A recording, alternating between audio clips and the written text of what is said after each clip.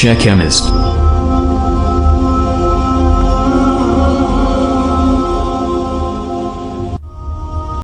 نحمده ونستعينه ونستغفره ونعوذ بالله من شرور انفسنا ومن سيئات اعمالنا من يهد الله فلا مضل له ومن يضلل فلا هادي له واشهد ان لا اله الا الله واشهد ان محمدا رسول الله اما بعد فان خير الحديث كتاب الله وخير الهدي هدي محمد صلى الله عليه وسلم وشر الامور محدثاتها وكل محدثة بدعة وكل بدعة ضلالة وكل ضلالة في النار. لا إيمان لمن لا أمانة له ولا دين لمن لا عهد له. وقال الله تعالى في القرآن العظيم: أعوذ بالله من الشيطان الرجيم من همزه ونفخه ونفسه. اليوم أكملت لكم دينكم وأتممت عليكم نعمتي ورضيت لكم الإسلام دينا. سورہ مائدہ آیت نمبر 3.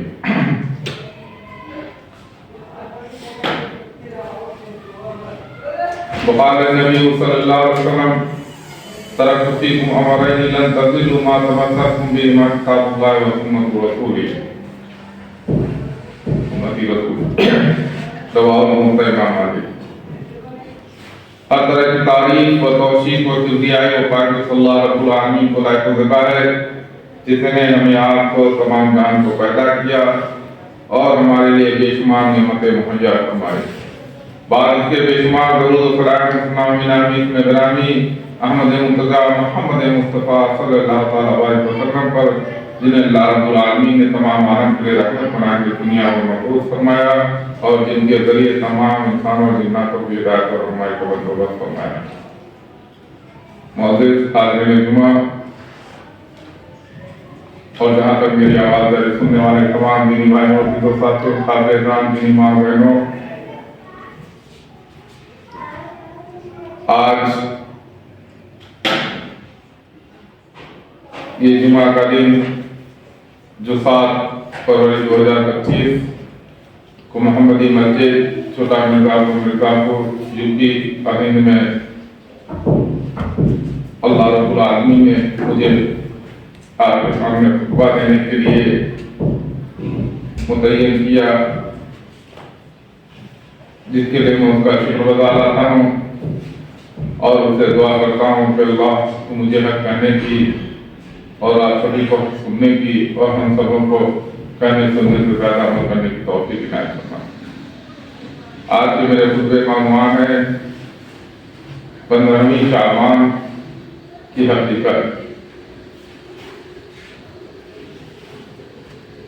یہ 15ویں شعبان کو بہت سے لوگ دین میں ایسی باتیں ایجاد کر دی ہیں جس کا شریعت سے کچھ لینا دینا نہیں ہے. یہ پورا شعبان کا مہینہ اس لحاظ سے بابرکت والا ہے کہ نبی کریم صلی اللہ علیہ وسلم نے اس مہینے میں روزہ رکھا ہے، کثرت سے روزہ رکھا ہے، تقریباً تمام مہینہ روزہ رکھا ہے اور فرمایا کہ اللہ رب العالمین کے سامنے ہمارے عمل اس مہینے میں پیش کیے جاتے ہیں، اس طرح روزہ رکھنا چاہیے. بس یہی اس کی فضیلت ہے اور یہی سنت سے ثابت ہے، کثرت سے روزہ رکھنا. اس کے علاوہ خاص طور سے 15ویں شعبان کو رات میں جاگنا، دن میں روزہ رکھنا، اس کی کوئی دلیل نہیں ہے. جو لوگ اس کے تعلق سے کچھ حدیثیں بیان کرتے ہیں، ان حدیثوں کا نبی صلی اللہ علیہ وسلم سے ثابت ہونا ثابت نہیں ہے. وہ تمام کی تمام روایتیں گڑھی ہوئی ہیں یا ضعیف ہیں. اس سے ایسی روایتوں پر عمل کرنا درست نہیں ہے جو اللہ کے رسول صلی اللہ علیہ وسلم سے ثابت نہ ہو. اور جو ثابت شدہ عمل ہے وہ صرف اور صرف کثرت سے روزہ رکھنا ہے. اللہ رب العالمین نے قرآن مجید میں صاف سورہ مائدہ کے اندر ارشاد فرما دیا ہے: اعوذ باللہ السمیع العلیم من الشیطان الرجیم من حمزہ ونفخہ ونفثہ اليوم اکملت لکم دینکم واتممت نعمتی اليوم اکملت لکم دینکم واتممت علیکم نعمتی ورضیت لکم الاسلام دینا۔ کہ میرے محبوب میں نے آپ کے اوپر دین کو مکمل کر دیا اور اپنی نعمت پوری کر دی ہے اور دین اسلام کو بطور دین قبول کر لیا ہے۔ تو یہ آیت کریمہ اس بات کی واضح دلیل ہے کہ نبی صلی اللہ علیہ وسلم پر دین مکمل ہو چکا ہے، اب اس میں نہ کسی کو اضافہ کرنے کی گنجائش ہے اور نہ کمی کرنے کی۔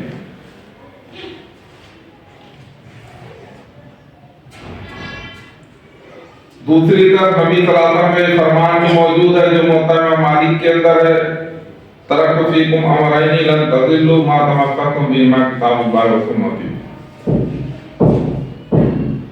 کہ میں تمہارے درمیان دو چیزیں چھوڑ کے جا رہا ہوں، جب تک انہیں پکڑے رہو گے کبھی گمراہ نہیں ہوں گے۔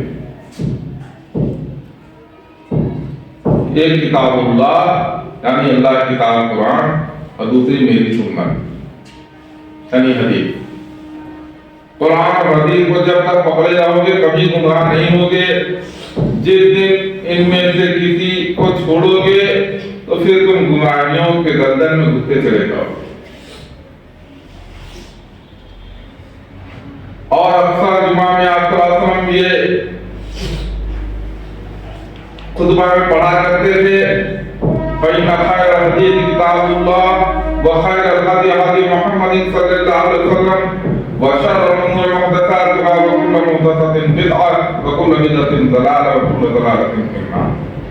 کہ سب سے بہترین کلام اللہ کا کلام ہے یعنی قرآن مجید، اور سب سے بہترین ہدایت کا راستہ میرا بتایا ہوا راستہ ہے یعنی سنت جو کہ حدیثوں سے ثابت ہے۔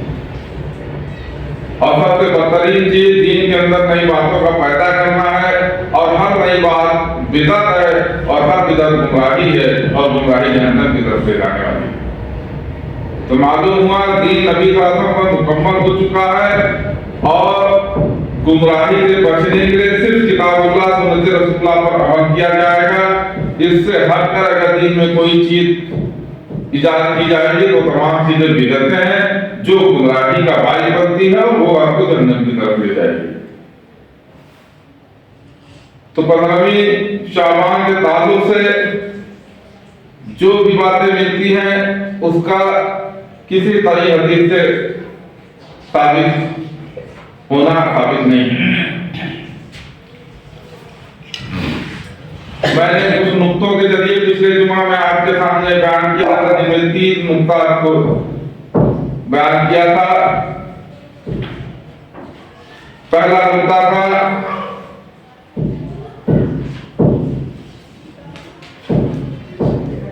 کہ شعبان روزے کی وجہ سے فضیلت والا مہینہ ہے، اور دوسرا نقطہ تھا کہ نصف شعبان کے بعد روزہ رکھنے کی جو روایت ہے وہ ضعیف ہے، منکر ہے۔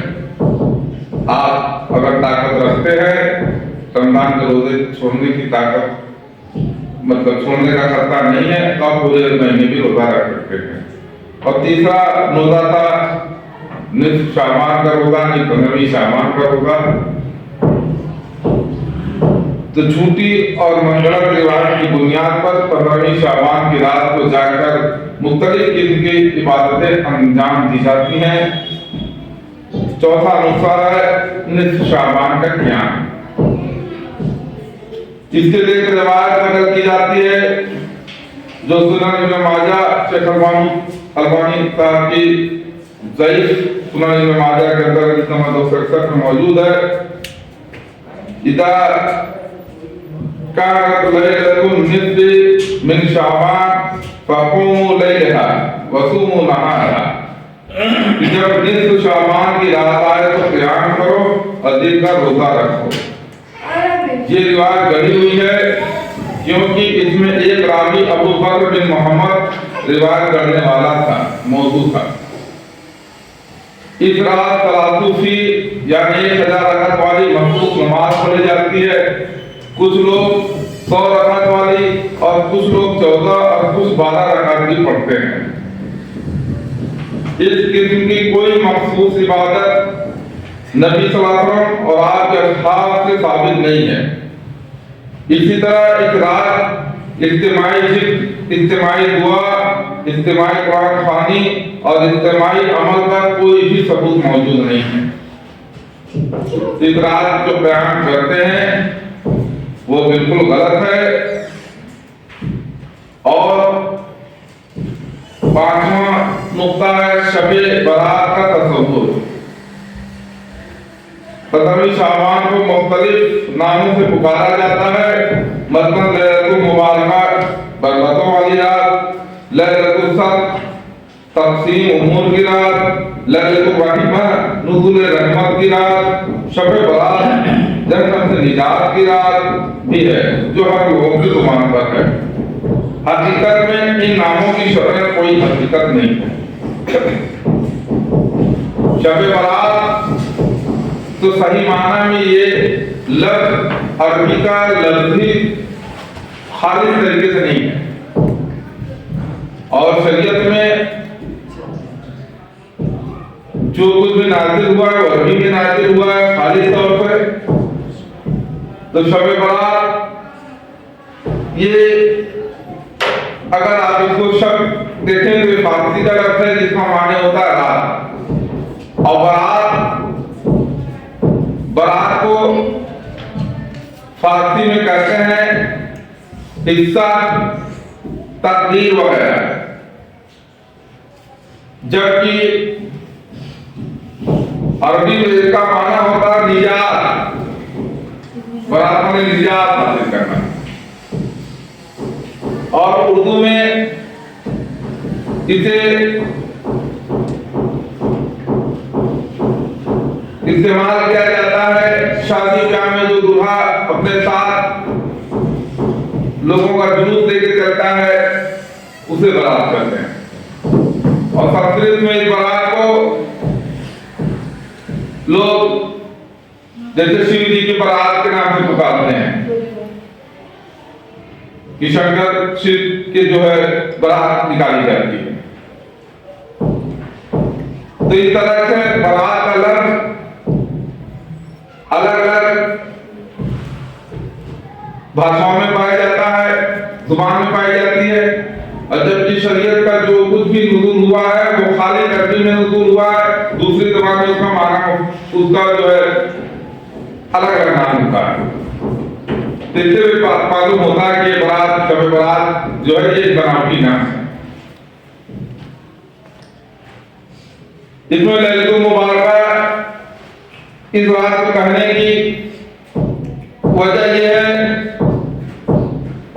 قرآن میں آیت ہے سورۃ دخان کے اندر آیت نمبر 3، اللہ تعالیٰ فرماتا ہے اعوذ باللہ السمیع العلیم من الشیطان الرجیم انا انزلناہ فی لیلۃ مبارکۃ انا کنا منذرین۔ یقیناً ہم نے اس قرآن کو بابرکت رات میں نازل کیا ہے کیونکہ ہم ڈرانے والے ہیں۔ تو اس سے لوگ یہ لے لیے کہ دیکھیں قرآن میں لکھا ہے یہ لیلۃ المبارکہ ہے 15 شعبان کی رات، جبکہ اس میں صاف واضح طور پر اللہ نے اس کی تصدیق قرآن میں ہی کی ہے، فرمایا کہ لیلۃ المبارکہ یہ رات ہے جس میں میں نے قرآن کو نازل کیا ہے۔ لیلۃ المبارکہ بابرکت والی رات یہ وہی رات ہے جس کو اللہ تعالیٰ نے قرآن میں دوسری جگہ فرمایا انا انزلناہ فی لیلۃ القدر، ہم نے اس قرآن کو لیلۃ القدر میں نازل کیا ہے جو کہ رمضان کے مہینے میں پڑتی ہے، آخری عشرے کی راتوں میں جس کو ڈھونڈا جاتا ہے، وہ شب قدر کی رات۔ اس شب قدر کی رات میں جو ہے کوئی لیلۃ المبارکہ کہا گیا ہے، جو قدر کی رات ہے اسی رات کو لیلۃ المبارکہ کہا گیا ہے، اسی رات میں قرآن نازل کیا گیا۔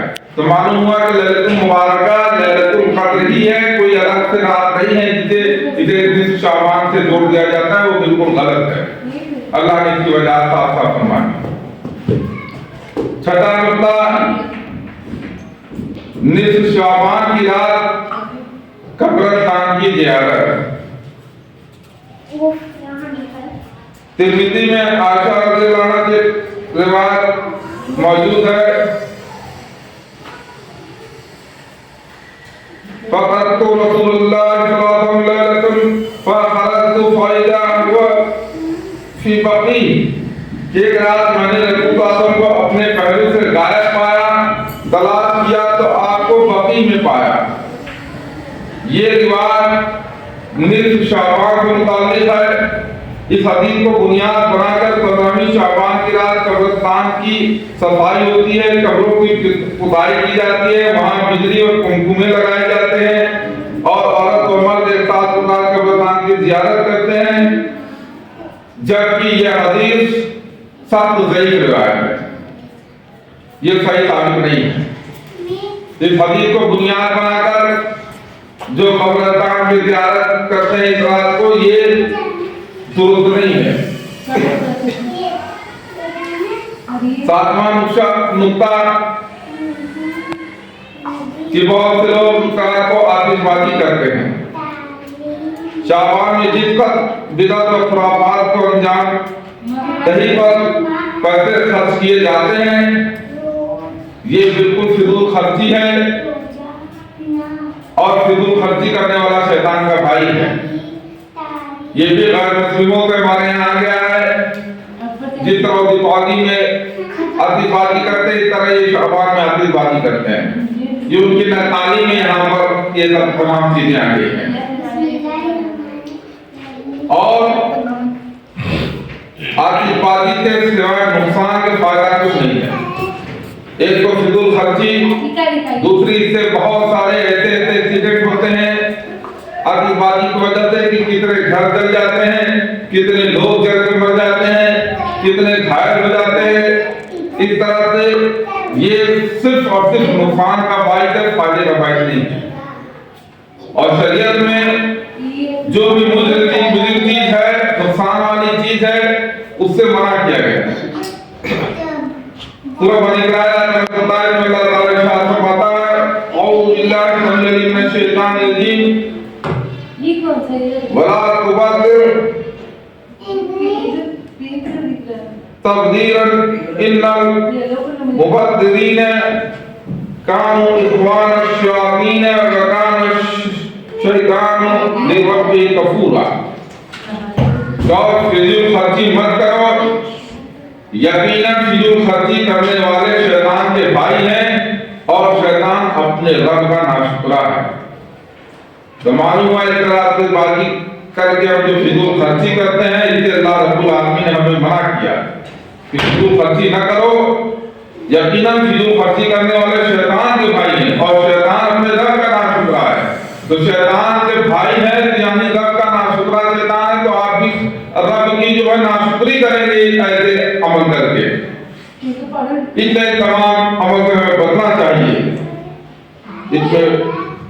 اس رات میں اس طرح سے آتش بازی کر کے پیسے خرچ کرتے ہیں، اور اس طرح جب کہ رمضان میں صدقہ و خیرات کیا جاتا ہے، جس کی حدیث بھی موجود ہے کہ آپ صلی اللہ علیہ وسلم جب رمضان آتا تو ہواؤں کی تیز جھونکوں کی طرح جو ہے آپ صدقہ خیرات کیا کرتے تھے۔ آپ صدقہ خیرات اور بڑھ چڑھ کر مہینوں سے زیادہ بڑھ چڑھ کے کرنے لگتے تھے۔ تو جو آپ کو یہ فضول خرچی میں کاروبار میں کر رہے ہیں، آتش بازی وغیرہ جلا کر، وہ رمضان کے مہینے میں آپ صدقہ خیرات کر کے خرچ کریں گے تو بہت سے غریبوں کو راحت بھی نصیب ہوگی اور ذخیرہ آخرت بھی آپ کا تیار ہو جائے گا۔ مگر جسے فضول خرچی یعنی شیطانی کام پسند ہو، وہ رمضان کا صدقہ وغیرہ کہاں کرے گا؟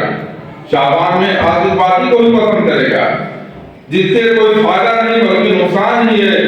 کتنے لوگ اس آتش بازی کی وجہ سے جل جاتے ہیں، بسا اوقات موت بھی ہو جاتی ہے، جانی اور مالی دونوں نقصان ہوتا ہے۔ ان آتش بازی کا شریعت میں کہیں بھی کوئی بھی تصور نہیں ہے، اس لیے ایسے فضول کاموں سے ہمیں بچنا چاہیے۔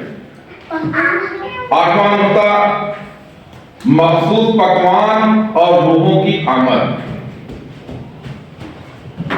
نصف شعبان کی بدعت میں طرح طرح کے پکوان اور خاص طور سے حلوہ بنایا جاتا ہے، اور کہا جاتا ہے کہ جنگ احد میں نبی صلی اللہ علیہ وسلم کے دندان مبارک شہید ہو گئے تھے اور آپ آپ نے حلوہ تناول فرمایا تھا، اس لیے بھی ہم بھی حلوہ کھائیں گے۔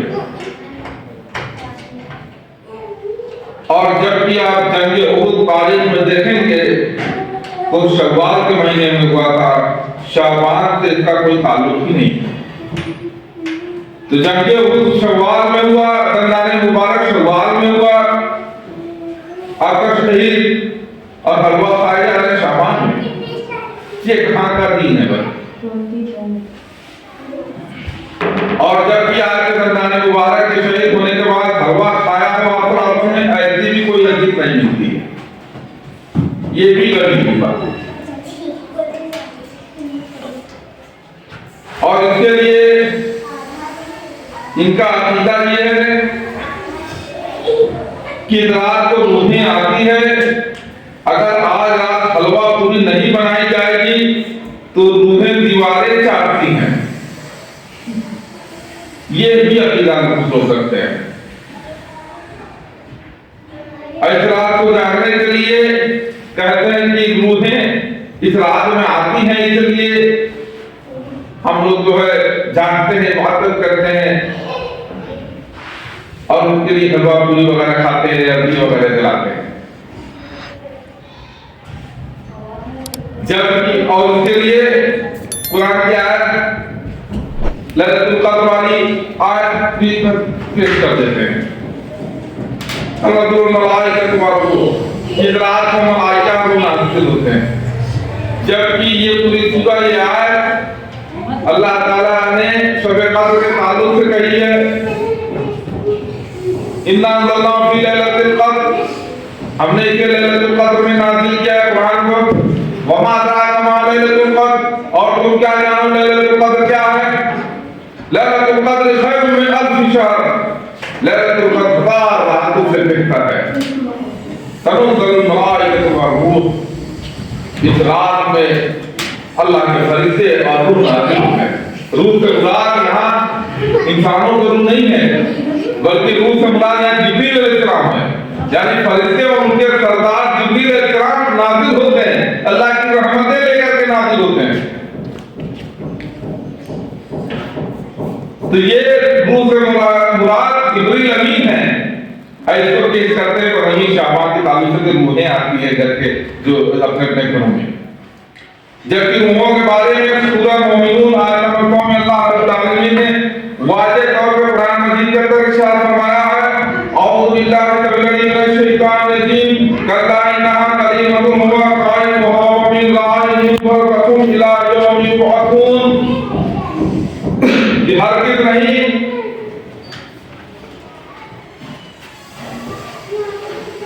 یہ وقت ایک بات ہے جو وہ بک رہا ہے۔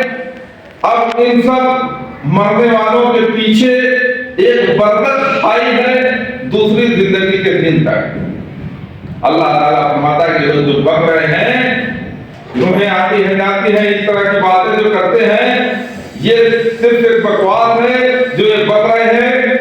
جو جب انسان مر جاتا ہے تو اس کے اور مرنے والوں کے بیچ ایک برکت یعنی ایک آڑ، ایک پردہ ہو جاتا ہے۔ تو جتنے مرنے والے ہوتے ہیں سب پردہ کر لیتے ہیں، وہ کہتے ہیں فلانے جو مر گئی پردہ کر رہے ہیں، تو پردہ سب کر لیتے ہیں، جو بھی مرتا ہے سب پردہ کر لیتے ہیں، ایک پردہ ہو جاتا ہے زندے اور مردے کے بیچ۔ اللہ تعالیٰ قرآن میں فرما رہا ہے مومنون آیت نمبر 9 میں کہ زندے اور مردے کے بیچ ایک پردہ حائل ہو جاتا ہے، ایک برکت کی زندگی ہو جاتی ہے، آب ہو جاتی ہے، اور یہ تب تک رہتی ہے کہ دوسری زندگی کے اٹھنے کے دن تک، یعنی قیامت کے دن تک حضرت نام جب یہ اٹھائے جائیں گے تب تک کے لیے یہ پردہ ہے، یہ آگ ہے زندے اور مردوں کے بیچ۔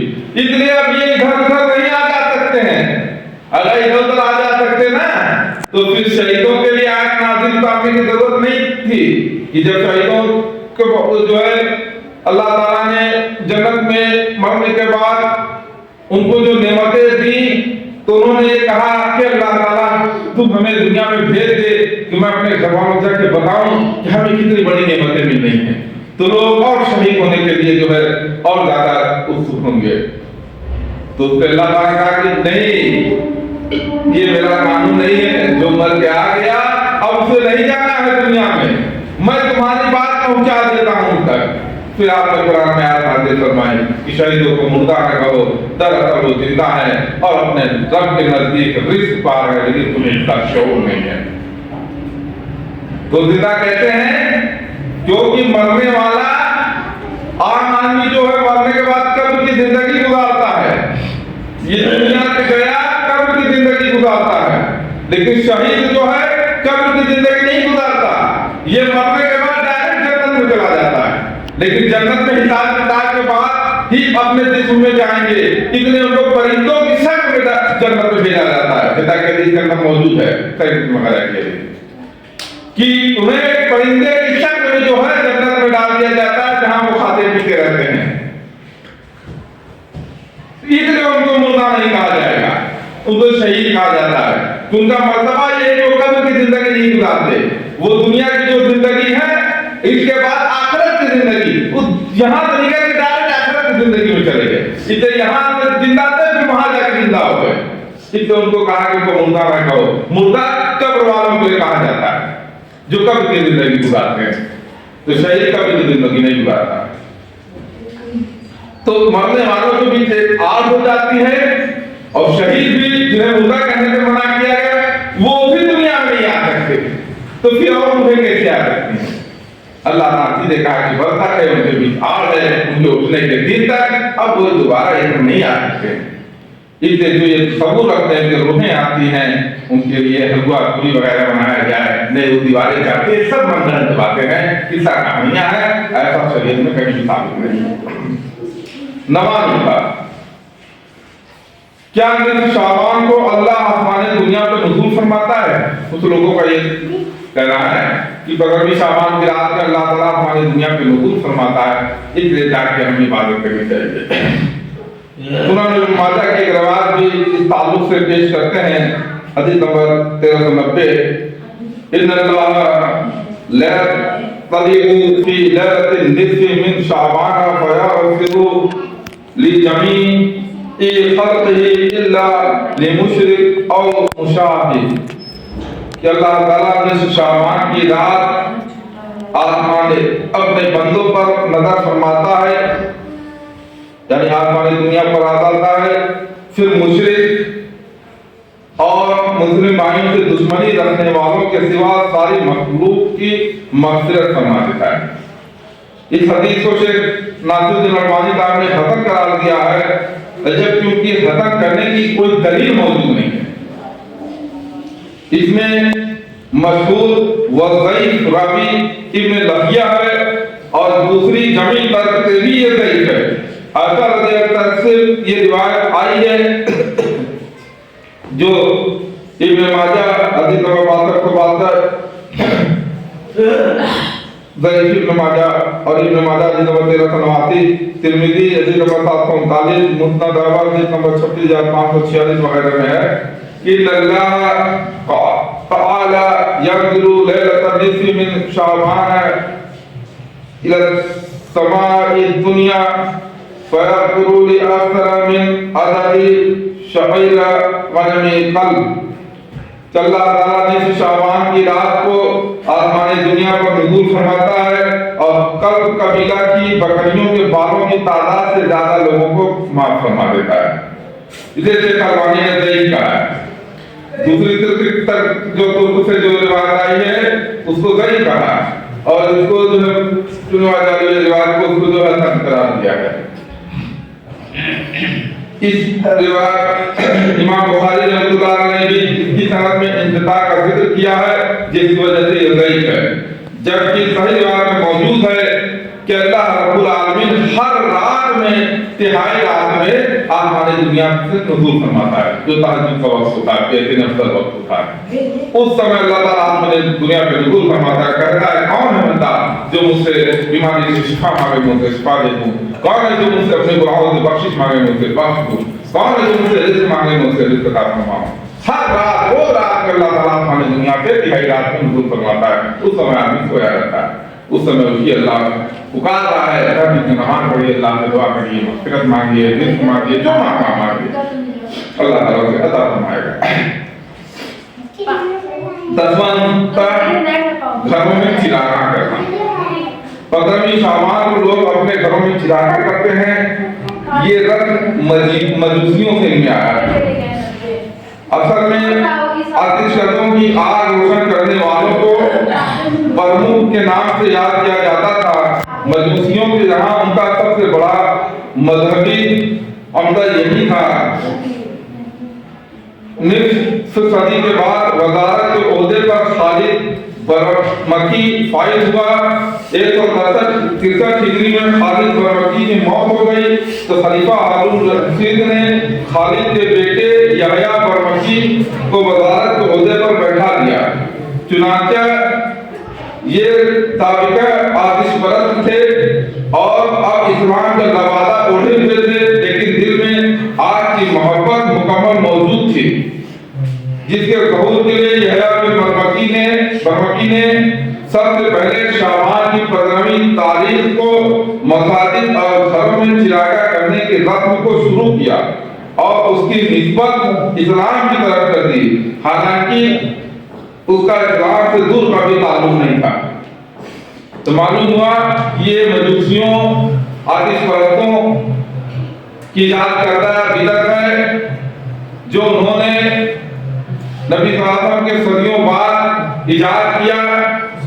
और 15वीं शाबान को इस तरह से, चूंकि वो आग की पूजा करते थे, आग की इबादत करते थे, उनके दिलों में था ईमान का लवादा तोड़ लिया था, लेकिन आग से मोहब्बत उनके अंदर अभी मौजूद थी, इसलिए उन्होंने इस्लाम का नाम दे करके 15वीं शाबान में जो है आग जलाना रोशन कर दिया और चिराग वगैरह जलाने लगे अपने घरों में, मस्जिदों में, और इसको दीन का नाम दे दिया, जो कि सरासर बिदअत है।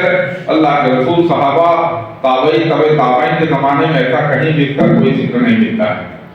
तो ये तमाम चीजें जो 15वीं शाबान के ताल्लुक से की जाती है, वो कोई भी चीज, न रोजा रखना, न उस रात की खास इबादत करना, जिसमें रोजा रखना, और न कोई और भी चीजें, हलवा पूरी वगैरह खाना या आतिशबाजी करना या इस तरह की जो चिराग वगैरह जलाना, ये तमाम चीजें जो है बिदअत है, इस्लाम से इसका कोई ताल्लुक नहीं है। इसलिए हमें इन तमाम चीजों से बचना चाहिए। अल्लाह रब्बुल आलमीन से दुआ है कि तमाम लोगों को हर तरह की बिदअतों से महफूज रखे और से जो भी शिर्क बिदअत, जाने जाने गुनाह सगीरा कबीरा हुए हों, अल्लाह रब्बुल आलमीन तमाम गुनाहों को अपनी गफूर रहम से माफ फरमा दे। आमीन। व अल्हम्दुलिल्लाह।